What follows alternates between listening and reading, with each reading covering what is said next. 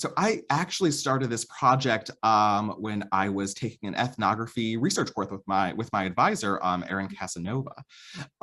Originally, I was going to just do a sort of throwaway project that I wasn't going to really use anything for. And then the sort of second week into the course, when we were like, okay, you have to pick your field sites, the local newspaper published an article sort of listing the arrests of, I think, 5 or 6 men in a city park who were caught cruising during undercover police operations.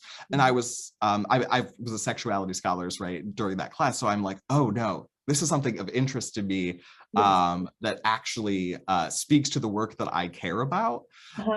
It connects my interest in public expressions of sexuality, sexual identity and practices, and how those are in many ways marginalized in society. So I was like, this has to be the project. Yes. So I went and began conducting fieldwork for the course, visiting these sites, seeing what I would see there. And then I decided, yeah, this is the project that has to be my dissertation. There was so much happening at that moment, and so much continuing still, that it was such a rich site for inquiry. And there was not much research done on cruising since the 90s. We have a lot of work that covers the range from the 70s to the 80s. That span is pretty well covered. There was another resurgence of the work in the 90s.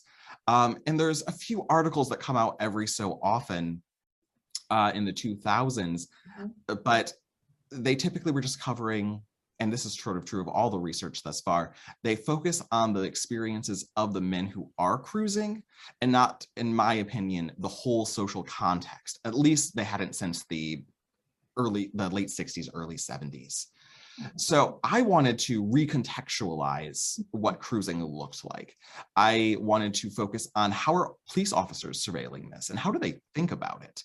And that's a future avenue for the study, is to actually interview police and other people who are responsible for surveillance and administering the punishments for engaging this behavior.